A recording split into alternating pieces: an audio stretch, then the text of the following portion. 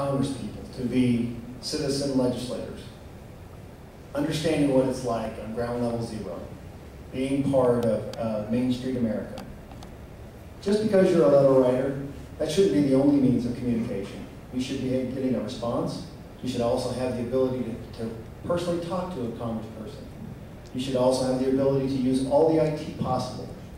But in order to understand the true feelings on the level that we live in, you must touch people, whether it be a barbecue, whether it be just a cup of coffee, holding a town hall in your local coffee shop. That's what you should be able to have, and you should have that accountability and being able to touch that person. That's how we make a difference, so we understand and feel and we truly live what we're trying to legislate. Thank you. Thank you. Joe? Or the letter writer, I think that's where the public's at today with Washington. It's an act of desperation. They feel it's out of control, a disconnect. And again, it comes down to what we're forming is so far removed from where the Founding Fathers wanted to be. We have a separate ruling class. And again, the only way that the American people are going to feel in control is if there is a way for them to have control, and that would be through, again, term limits, limiting the power a person can acquire while in Washington, D.C., so they have to write you the letter. And siphon the money off, as our economist has told us, we're $13 trillion in debt or $1 billion in debt. How did we get there? We kept sending experts, and it's time to send citizen legislators more concerned about our country's future and our children's future, and career politicians, lobbyists, and lawyers worried about the next election. Thank you. I'm going to combine two questions for our last questions. One more general question: what distinguishes you from your fellow Republican candidates? And if you could elaborate on, do you think our current system for electing those who will represent we the people is a fair system that produces the best candidate? If not, what would you want to change? And let's see.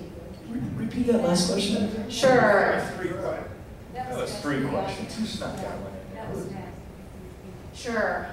Do you think our current system for electing those who will represent we the people is a fair system that produces the best candidate? If not, what would you want to change? And we're starting with Tom this time.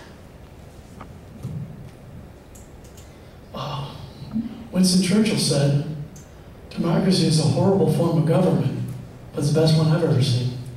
You want to change the representative government? Must have been a communist who wrote that one. What distinguishes me? I'm an amateur. I'm not the best public speaker. I'm not the best looking guy here. I'm a nerdy economist.